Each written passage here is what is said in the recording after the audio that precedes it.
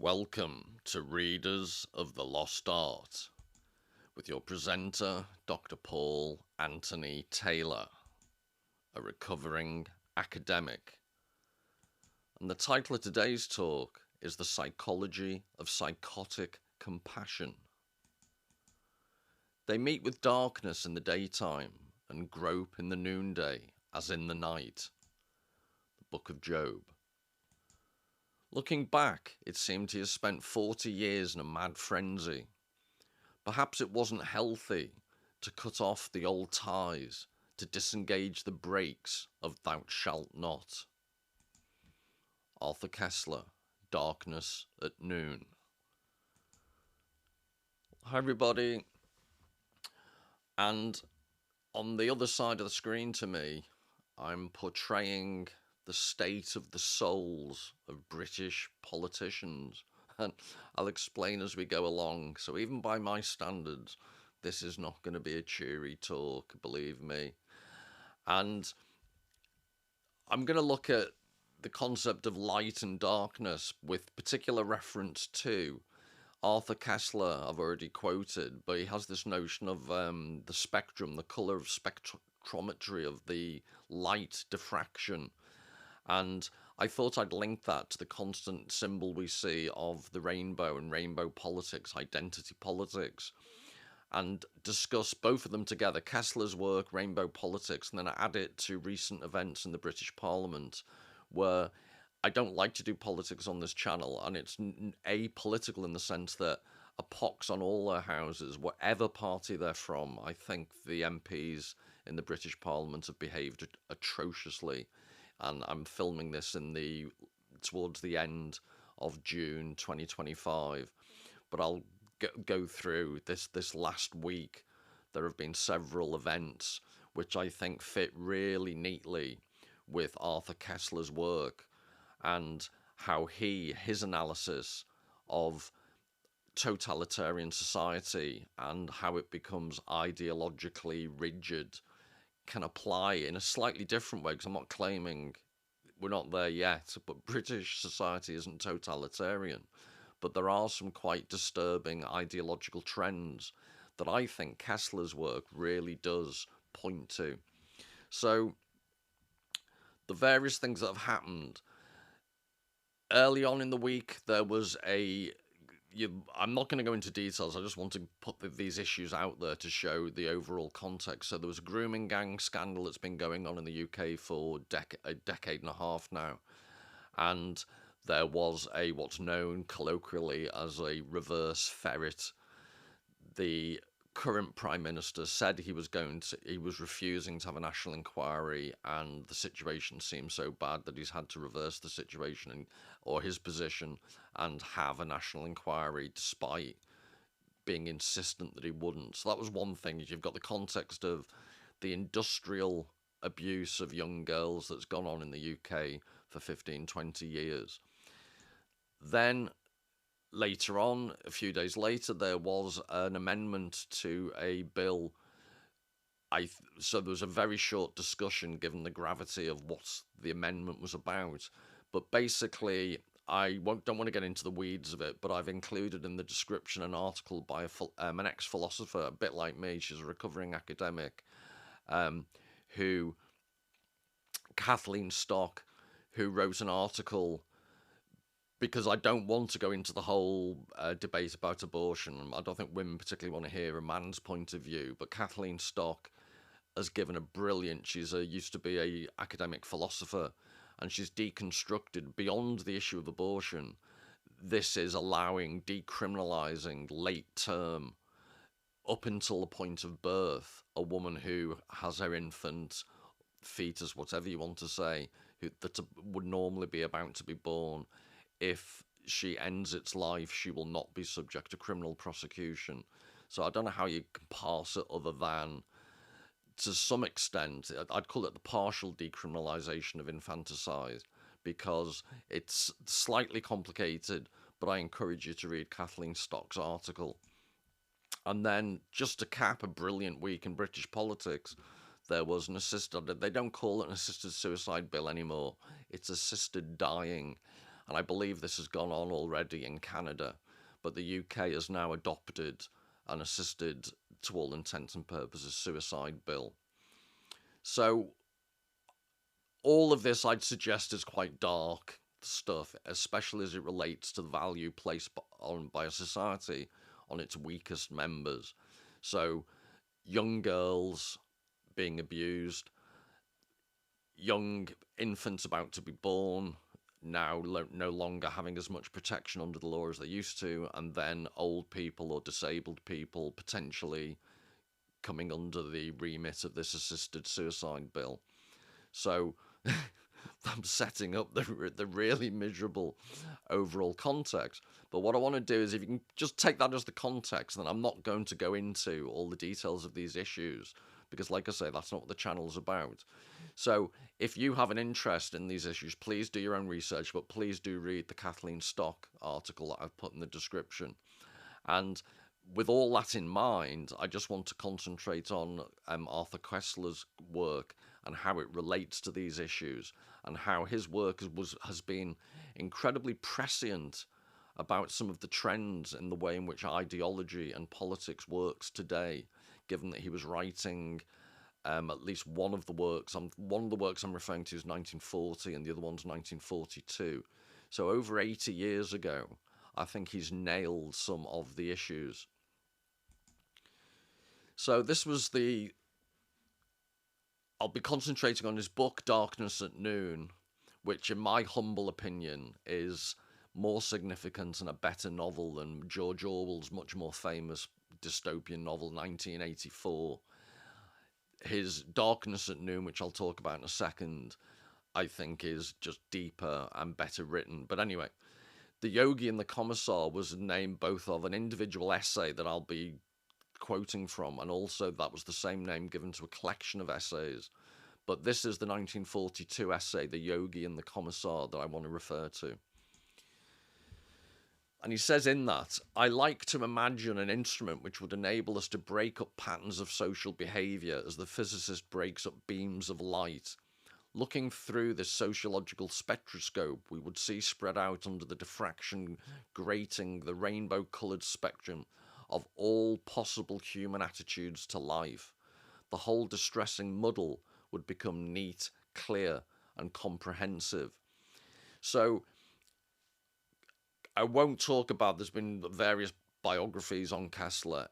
By all accounts, he was not a particularly nice person, and I don't see that being particularly relevant. He had an amazingly adventurous, complicated life. So, for example, he went in the Spanish Civil War. He was imprisoned by the Republican forces, and for a number of months, I think they led him to believe he might be executed at any moment. So in his work, Koestler refers to the work of Dostoevsky, and it's interesting.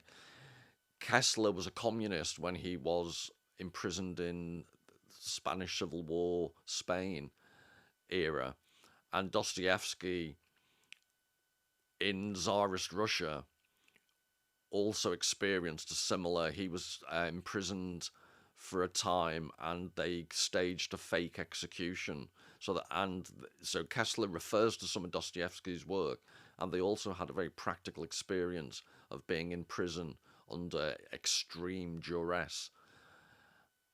But he had this notion of, I just love he's very gifted at providing visual images of ideas as a novelist. So he wrote fiction and non-fiction, and some of his non-fiction was a bit mad as a box of frogs, to be honest. He did one book called The 13th Tribe, where he believed in this mythical extra tribe. He was trying to find a way to disprove or to undermine anti-Semitism by claiming one large strand of the Jewish people were actually from a Turkish genetic group. And blah, blah, blah, blah. It turns out with modern DNA research, he was completely wrong. So towards the end of his life, he could be a bit flaky, but in terms of his novels and his fictional work, he had this ability, And in his non-fictional work, as you can see here, this idea, this mental image of a spectroscope, and the idea that, the way he says, we would see spread out under the diffraction grating the rainbow-coloured spectrum of all possible human attitudes to life. This idea that you could somehow delineate and represent in a relatively neat way the various shades of political opinion. Obviously, that's never going to happen, and his work, in the essay, The Yogi and the Commissar, he provides two ends of this colour spectrum. But in the process of exploring why people have such radically different political views, he shines light, so to speak, on some of the darker realms of human psychology when it comes to politics. And also this image of the sociological spectroscope with the whole spectrum of the rainbow of colours, given that the rainbow symbol is so dominant, and the rainbow politics behind it, the politics of identity, which have fueled some aspects of recent developments in the British Parliament. There's this general ideological atmosphere that presents itself as being compassionate, but behind that compassion, as I alluded to in the title of the talk, I'd suggest we've now got this paradoxical psychotic compassion. The notion of compassion has somehow been divorced from its original roots, and it's become much more linked with extreme ideological purity and consistency at the price of actual grounded compassion. So, like I said, I just think Koestler's work's brilliant for shedding light, again, just to repeat the pun, but on this issue. And this is from the thumbnail. This concept of, this is from a physics diagram I found, but it's the same notion, that the spectrometry of colours. And at the far end, which you've got the commissar, the infrared, and at the low end you've got the ultraviolet, and he uses those as a colour representation of the yogi and the commissar. So this is Koestler, a Hungarian, I think, and then he lived in the UK from memory. Apologies if I've got that wrong, but I think he lived in the UK for once he'd escaped the worst of the Second World War. And Darkness at Noon, as I've said, I think is one of the best anti-totalitarian dystopian novels that's been written. Then there's the essay I'll also be concentrating on. And then maybe at a future date, he did this book, a non-fiction book, The Ghost in the Machine, which is about the tension. I think it's relevant to today's talk, but I haven't got time to do all of this. But in The Ghost in the Machine, he traces the tension in the human brain between our more primitive emotional aspects and our hyper-rationality as Homo sapiens, and how in modern technological society we've obviously veered over too far to the hyper-rational. And it might be interesting in a future date, because I've done some work on a couple of videos at least on Ian McGilchrist's work, and I've also would like to relate that to Terence Deacon, The Symbolic Species, the author of that book about the evolution of the brain and language. Ian McGilchrist's work on how reason has developed, and how in our society we've lost the balance between the left hemisphere and right hemisphere. And to some extent, The Ghost in the Machine was an early exploration of some of those issues that, especially with AI, I would think this is incredibly relevant. And from memory, Koestler he got the phrase, he was building upon René Descartes' work, but also there's a guy called Gilbert Ryle who also had this notion of what's the relationship between human beings conceived as a machine, but what's this vague notion of the soul of a human being, And how do you have a notion of mind and consciousness? Do we have a behaviorist, mechanistic view? Or how do we adequately take into account the more ethereal and spiritual, which is obviously a perennial, ongoing issue that's confronted so many people? But just to give you an example of, that was to give you some context of the overall range of Koestler's work. But I'm now going to quote from Darkness at Noon. And in the guise of one of the dark aspects I didn't mention in those dark events in British politics in the last week or so, there's been the ongoing, in most of the Western world, the problem about gender identity, but not just that, the medicalization and the actual medical intervention to either halt puberty or to operate on young people to basically chop off body parts.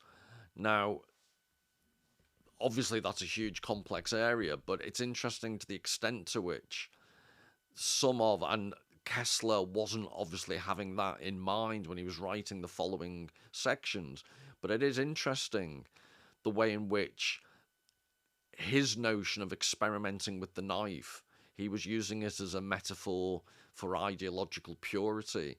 And I find it very interesting how actually relevant it is to the whole transgender controversy. So Rubashov is the prisoner who was a parachick. He's a party member who then gets caught up. The novel Darkness at Noon is largely based upon the Stalinist show trials. So Rubashov is the protagonist who's in prison. He stared out through the window bars at the little patch of blue above the machine gun tower. Looking back, it seemed he had spent 40 years in a mad frenzy, in a rampage of pure reason. Perhaps it wasn't healthy for people to cut off the old ties, to disengage the brakes of thou shalt not and thou mayest, and go racing off toward their goal unchecked. So this is the full section of the epigraph I started the talk with. The sky had begun to redden, dusk was falling, a flock of dark birds was circling the tower with slowly flapping wing beats. The equation did not add up. It was evidently not enough to give people a goal to set their sights on and a scalpel to hold. Experimenting with the knife was not a healthy thing to do. And in the fuller context of the book, he's talking about ideological purity and this notion of, where are we, the equation did not add up.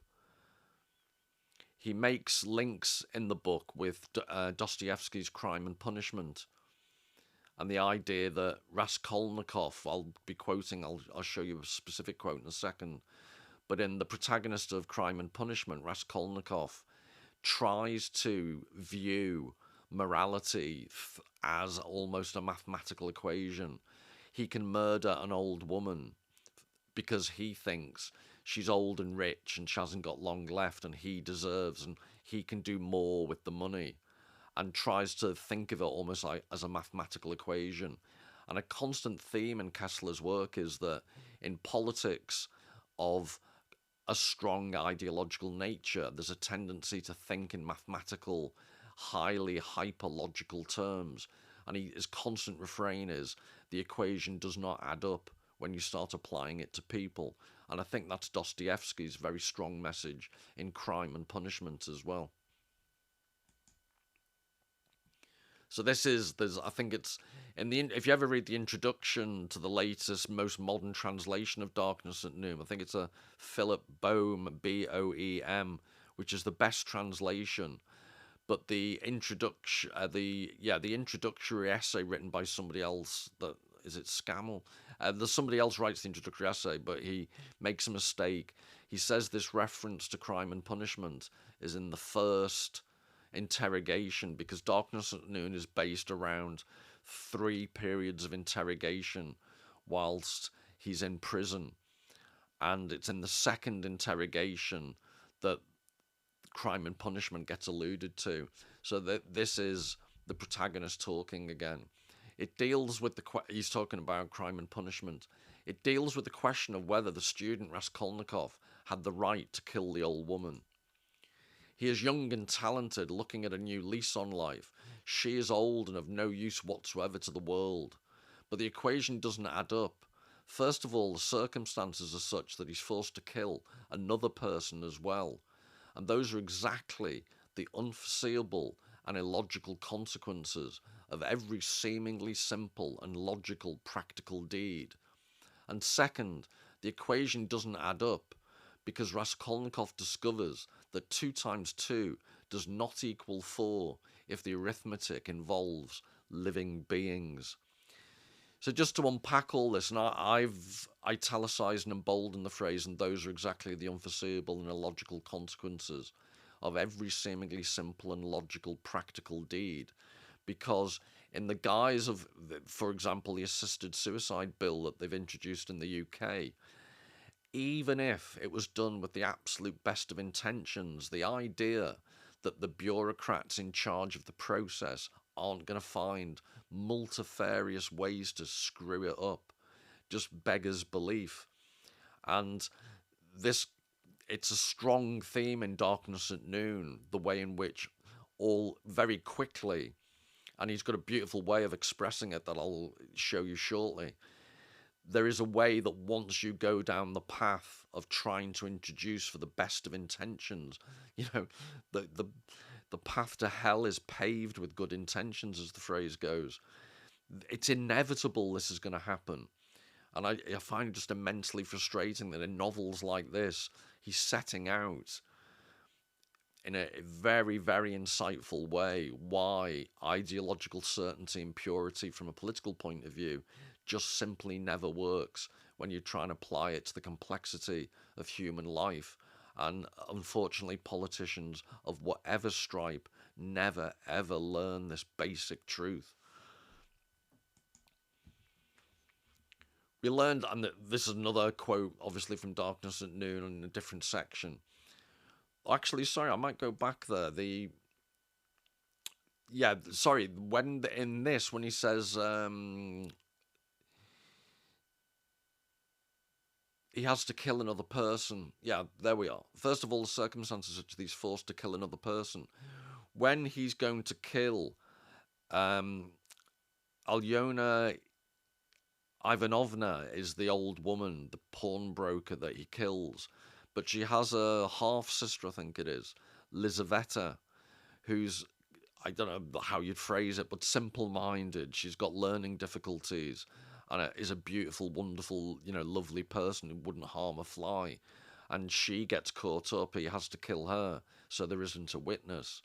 And that's just Dostoevsky providing a very practical example of, plans go awry.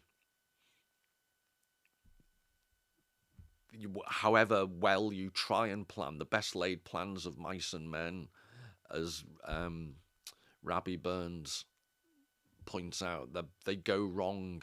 Shakespeare said there's many a slip twixt cup and lip. All these literary ways of describing how logical plans get mugged by reality. A topical example might be the peace convoy that tried to get into Gaza via Egypt, and at the Egyptian border got attacked by quite uncooperative Egyptian locals. I'd suggest that's another example of the best of intentions being mugged by reality.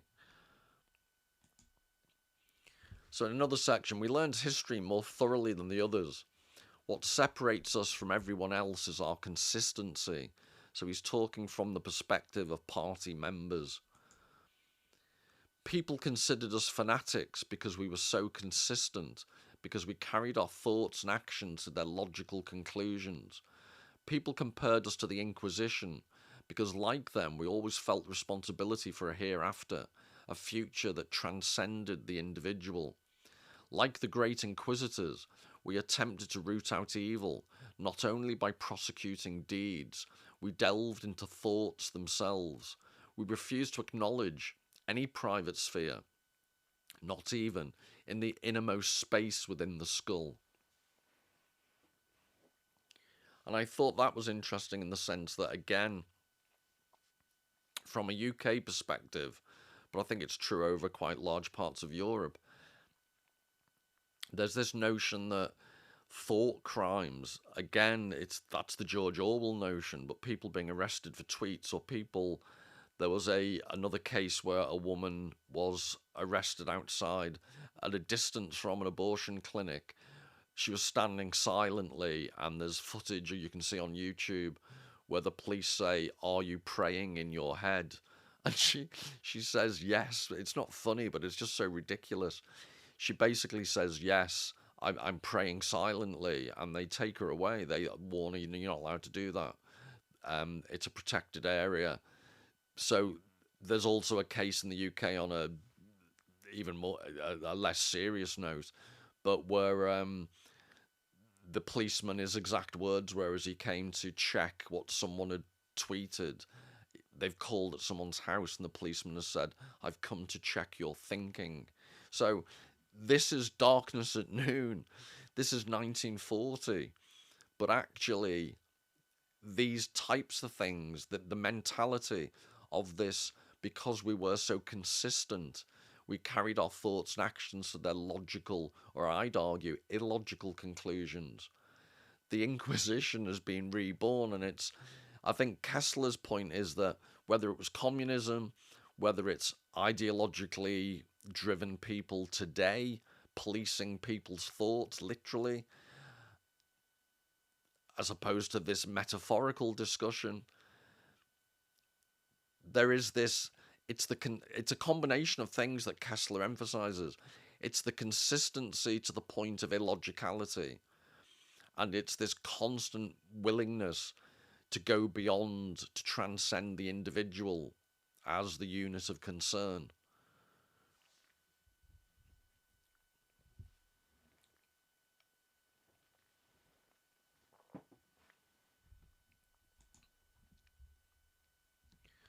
So just to provide some illustrations of this, some visual illustrations, what I'll do is I'll keep quoting from Koestler, but I'll intersperse, just to break up, my drony voice, with this was the title, A Curated Look, and the topic chosen was kindness, and it was the National Gallery in London. So the topic is kindness, and I've provided the link in the description. You can see the same images, and I think there's a recorded video where the female curator talks you through the images she's chosen to illustrate kindness. So this is the description on the website. Christine Riding shares images of compassion and generosity towards family, friends, neighbours, and complete strangers. I don't think I'm showing all of them, but a good sample of them. So this is obviously, they're all details of bigger pictures, but I'm just showing you what she shows as part of the curated talk. So this is obviously one of the most famous examples, parables from the New Testament of the Good Samaritan, how to look after someone even though, in a certain sense, you're an ethnic enemy. And like I say, I'll show you repeatedly different images from this curated notion of kindness, and I'll intersperse it with quotes. I'll continue with quotes from Koestler. So he's describing, I love this distinction he makes between the yogi, in other words, the spiritual person, and the commissar, in other words, the incredibly consistent political person. So the commissar is described in the following way. On one end of the spectrum, remember he's using this analogy or this metaphor of the colour spectrum, the rainbow. On one end of the spectrum, obviously on the infrared end, meaning the redness of the communist ideology, we would see the commissar. The commissar believes in change from without. He believes that all the pests of humanity, including constipation and the Oedipus complex, he can be quite funny, Arthur, can and will be cured by revolution. that this end justifies the use of all means, including violence, ruse, treachery, and poison. Now you can contrast this with the yogi. On the other end of the spectrum, where the waves become so short, and he's talking about the actual light spectrum, and of such high frequency that the eye no longer sees them, colourless, warmthless, but all penetrating, crouches the yogi, melting away in the ultraviolet. So in the thumbnail, as you look at it, you can see the ultraviolet on the left and the infrared on the right, and that's the spectrum he's talking about. So this is the yogi, has no objection to calling the universe a clockwork, but he thinks that it could be called without about the same amount of truth, a musical box or a fish pond. He believes that the end is unpredictable and that the means alone count. He rejects violence under any circumstances. So Koestler's showing both ends, the extreme ends of the spectrum.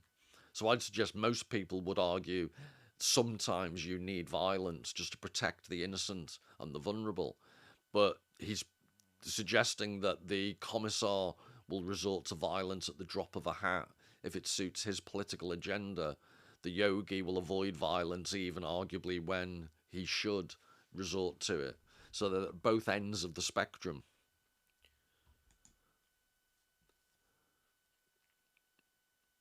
So this is a Van Dyck picture of charity.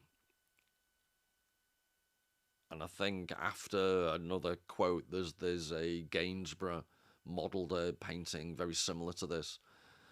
So I'd appreciate if you just keep these images in mind, because I'm presenting children, for example, who are worthy according to this notion of kindness by the National Gallery. These are the depictions of the very people we should be protecting in society.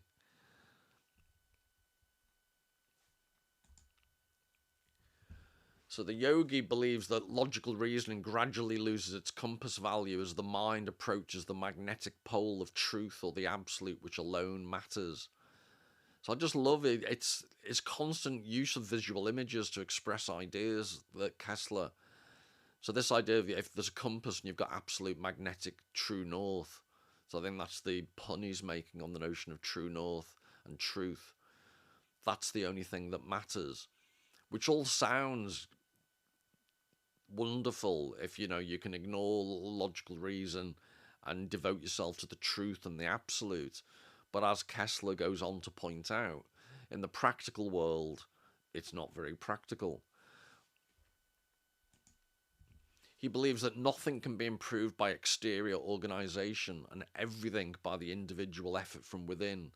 He believes that each individual is alone but attached to the all one, in other words, God or whatever spiritual power you believe in, by an invisible umbilical cord. So he's presented these two extremes of the spectrum, and one of Koestler's key points is it's an unobtainable synthesis in the sense wouldn't it be wonderful if you could get the best bits of the commissar and the best bits of the yogi and exclude the worst bits and somehow manage to comfortably inhabit the middle of the spectrum? And he goes on to explain why this isn't possible. It's easy to say that all that is wanted is a synthesis, the synthesis between saint and revolutionary, but so far this has never been achieved. What has been achieved are various motley forms of compromise, the blurred intermediary bands of the spectrum, compromise but not synthesis. Apparently the two elements do not mix, and this may be one of the reasons we've made such a mess of our history. So he's not offering many answers, he's just trying to explain the innate complex morass that ethics and politics involves. So in that sense, I'm not blaming any politicians. If they enter public service with the best of intentions, it's a horrible job in lots of ways. You're never going to keep everyone happy.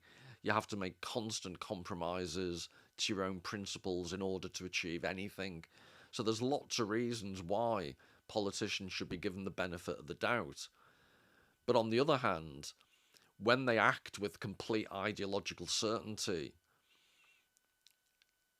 to such an extent that dark things start happening, like have happened in the last week in the UK, then all warnings, I think Koestler and someone like Kathleen Stock, from a philosophical perspective, they're delineating why this ideological certainty, this absolute consistency, to the point that illogicality results, and a psychotic lack of compassion in the guise of compassion is the ideology that's pervade.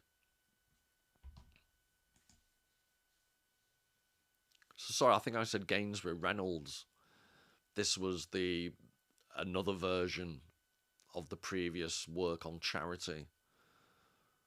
And the parrot there is for Dolla's mum.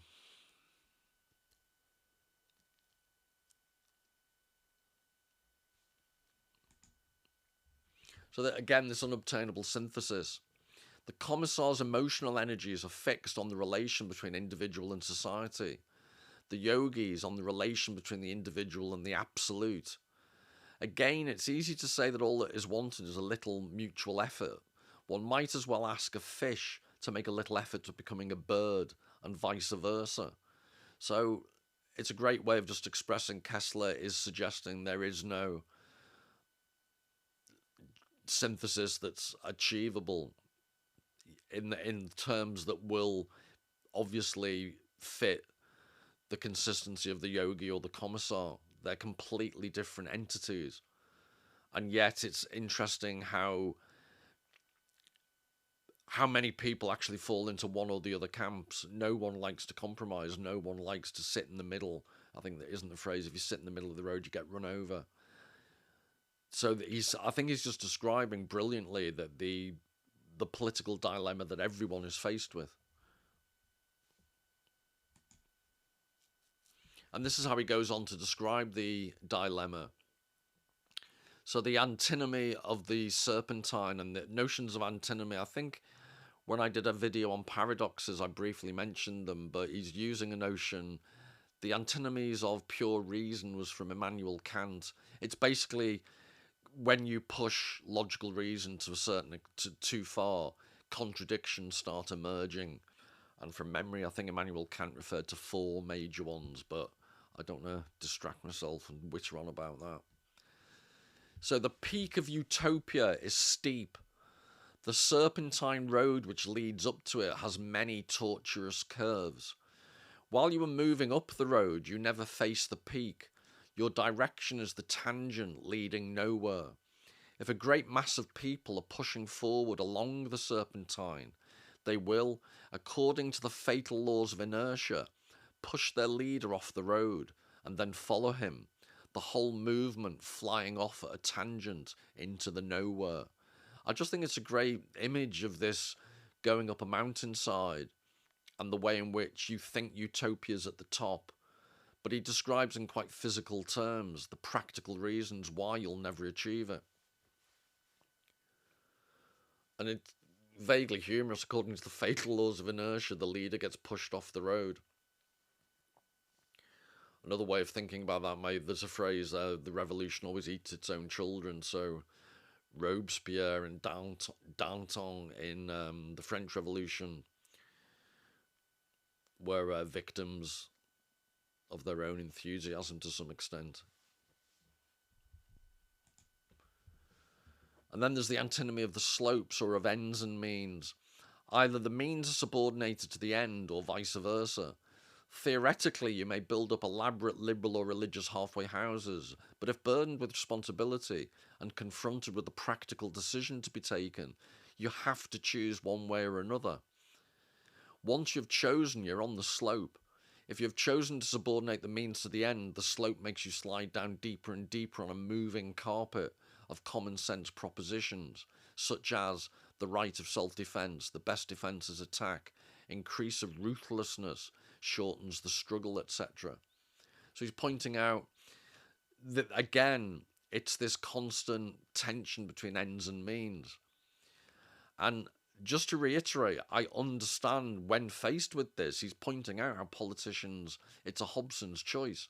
It's this double bind that whatever you do is not going to be a great outcome. why I started off this whole talk by pointing out what's happened in the UK. It's just so obvious that the choices they've made have overvalued consistency of an ideological position and sacrificed or underplayed the dangers inherent in the decisions they've made, running directly counter. So Koestler, beneath all of this, he's being even-handed to some extent by showing how these antinomies, these contradictions are integral to any choices. But once you know that, you should be really, really careful about going down particular routes, I think is what you could take away from this. And if you have to, well, fine. But to plough ahead out of a sense of ideological commitment or consistency, to be consistent for the sake of being consistent, is where the danger lies, I'd suggest. And then this is the archetypal, the baby Moses found in the reeds. Well, it looks much more like a pastoral. It doesn't much look like Egypt in the background, and they're not dressed as ancient Egyptians, but I think you get the point.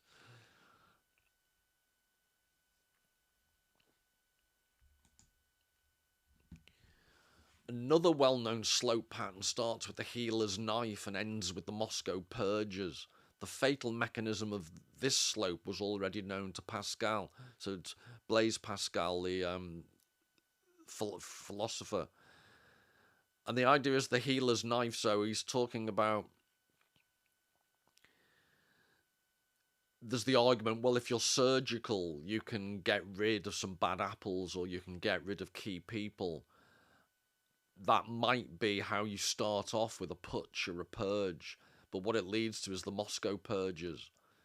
And I think Darkness at Noon in particular was affected by Bukharin, was one of the Soviet intellectuals, and he was involved in the show trials. He was put on trial, and at the end of the Darkness at Noon paperback edition, there's excerpts from his show trial where he partially defends himself. But in many of these show trials, psychologically, what's fascinating is that the accused, it's presented to them, the last service you can serve your party with is admitting your guilt, even if you're not guilty. They must have been guilty of something, and they'd rather go down without betraying their party. It's the last thing they can do, even though they know ultimately they're really innocent.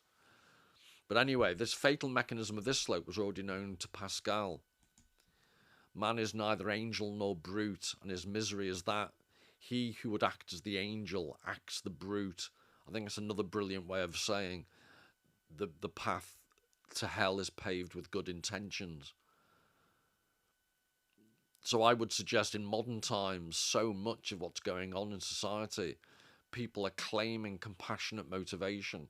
They're claiming the moral high ground, but they're causing untold misery and untold harm, hiding behind this fig leaf. That's why I call it psychotic compassion.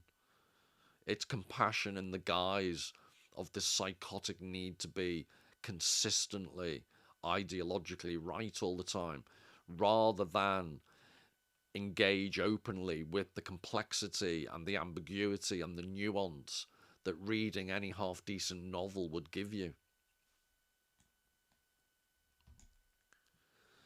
So the notion of the spectrum in motion, what happens when you move between the polar opposites of this political spectrum. The less consciously we drift with the wind, the more willingly we do it. The more consciously, the less willingly. Personally, I belong to the latter type. So why I like this analysis, this is all still from the Yogi and the Commissar essay, but he's suggesting that you have to drift on this spectrum. But the less consciously we drift with the wind, the more willingly we do it. So at the very least, the Koestler's arguing is that pay attention. And if you have to drift on the spectrum and go with the flow or the wind, do it as consciously as you can and as least willingly. So don't overcompensate by actively engaging in the excitement and the ecstasy of thinking you're automatically right, even if you think you might be wrong, and you still feel like you have to do it. That's the best of a bad lot. But I think Koestler would look upon some current movements and the absolute certainty that these people have that they're right is what he's guarding against or advocating against. He who clings blindly to the past will be left behind. So he's suggesting you have to do something. But he who abandons himself too readily will be carried away like a dry leaf. All one can do is to travel even more consciously and less willingly. So it's like, to the extent that Koestler has a political platform or type of propaganda, he's just saying drag your feet as much as you can.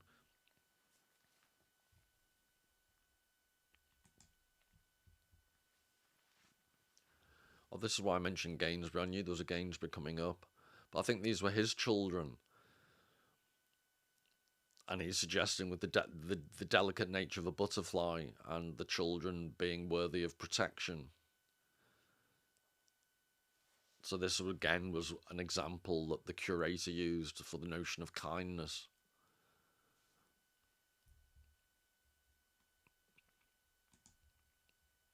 And then why I really liked this notion of adolescent commissars, I've done a video where I talked about my perception that a lot of ideology, especially with regard to identity politics, has an adolescent quality to it. And in the Yogi and the Commissar essay, Koestler addresses this concept of adolescence and its contribution directly, which I think it must have been in the vestige, the senile vestiges of my mind when I previously did the video about adolescent ideology. But reading this more recently just reminded me to make the link. In a sense, spiritual life can be defined as the training for the acceptance of death. So this is the Stoics had this notion, and the ancient Greeks, Socrates and so on. The commissar is the human type least advanced in this training, and yet by force of circumstances most advanced towards its aim, which I think's Koestler's way of saying the commissar doesn't have a notion of the absolute or mortality in a religious or an ethical sense because they're so ridiculously wedded to the certainty of the party or the ideology. And yet, by force of circumstances, they're the ones most likely to facilitate death, if not have an awareness of its ethical importance. Thus, the artist shows the least resistance against being carried away, the revolutionary, the greatest. So that fits perfectly with the theme of this channel, that it's not going to provide much protection, but at the very least, a developed artistic sensibility of literature, visual art, music, whatever. It's some possible, if you're truly aesthetically engaged, then you're likely to show a bit more resistance. Although the counter argument might be Germany in the 1930s, late 1930s, was the most civilized, the most urbane, arguably, culture in the whole of Europe. And that didn't it didn't serve as a prophylactic measure against the worst excesses of fascism. So it's no guarantee, but I think Koestler would argue it's some protection. And I get it's complicated because I'm thinking Stalin was an educated man. He went to a seminary. Ideologically and politically and philosophically, I think he was quite highly intelligent. It would be interesting. I maybe need to do more research to what extent. I just can't see Stalin reading too much Dostoevsky, but I might be completely wrong. He might have read it for malevolent reasons to do the exact opposite. I don't know. But this is in the curated National Gallery London talk. This is one of the last images. So a Georges Seurat painting. And then I just loved this comment that she concluded the talk with. It's included here because it has a rainbow in the distance. It reminds us of the cheerful rainbow stuck up in our neighbours' windows as symbols of another virtue, hope. So that's an example I'm suggesting of the hijacking of the notion of a rainbow as a symbol of hope. And now it's become part of a highly ideological, you don't subscribe to the values of this rainbow symbol and you are ostracized, you're beneath contempt. But back to the notion of the adolescence aspect that Koestler picks up on. Quite the prescience of the following. If you think of the whole gender identity debates and the medicalisation, and in Britain there was something called the Cass Report, which was basically a paediatrician telling the public what they already knew about the notion of biological sex.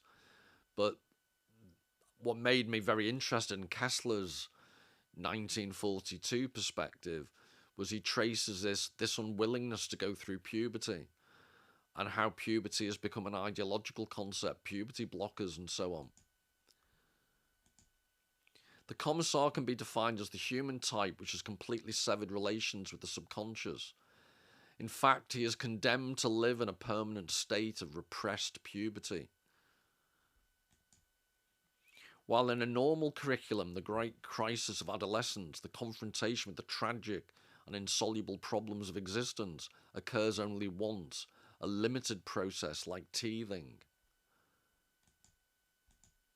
The revolutionary spends all his life in this tropical climate, and those tragic problems remain as daily bread and butter. So Koestler's making the point, almost as a symbol, puberty in essence, it's almost like an encapsulation. It's a small version of our life's passage and having to deal with the nature of our changing bodies, our changing identity. It's like an initiation into adulthood and all the crap that comes with that. And this idea that you somehow want to stop that process or not welcome it as an initiation or a teething process, and rather dwell in that mindset of not accepting what nature is throwing at you. Koestler's, raising that as an issue of concern. The ordinary citizen, once the transcendental teething is over, evolves a smooth modus vivendi, or way of living towards the absolute.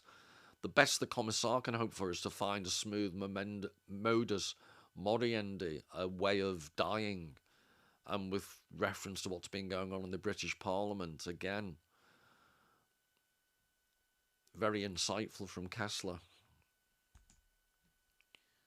And again, given the goriness of the whole practical aspects of gender ideology, yet though living in a climate of perpetual adolescence, and that's not a typo, that's how it was in the book, his behaviour is as unadolescent, unecstatic, he's still talking about the commissar, and unromantic as can be imagined. One has the feeling that his subconscious has been dealt with not on the analyst's sofa, but on the surgeon's table by the amputating knife. So he's talking about the metaphorically castrated emotional nature of the commissar. And now what I'm pointing out is the commissars of gender identity are actually living out the metaphor, making it literal and real, what Koestler is describing. So rather than psychologically being therapized, they're being amputated with the surgical knife.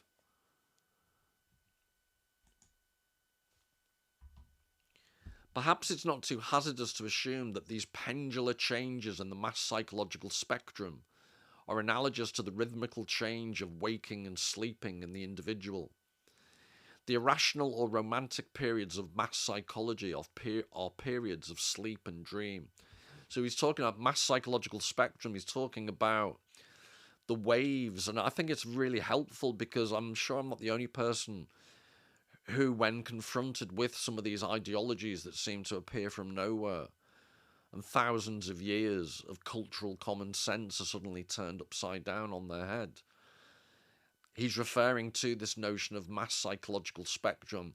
There's a mass psychosis can temporarily take over. And he's asking, can this be analogous to the rhythmical change of waking and sleeping in an individual? So the irrational romantic periods of mass psychology are periods of sleep and dream. The dreams are not necessarily peaceful. More often they are nightmares. Perhaps every Gothic period is followed by a Renaissance period, and they are but the succession of yoga nights and commissar days in the curriculum of the race. And perhaps this, our present civilization, is not dying, only sleeping. And I think that's a nice way to come to an end. And it's about as optimistic as myself and Koestler get. Maybe our present civilization is not dying, it's just having a kip. But in the sense that if we could maybe look at the rainbow rather than this symbol of ideological certainty and being bashed over the head by gender identity ideologues, if that little prism in the corner there that produces this spectrum, if, like Koestler, we could pay more attention to that spectrum and how it works, you can't escape the spectrum, but at least we'd be more susceptible to the worst aspects of it. And if we could manage that,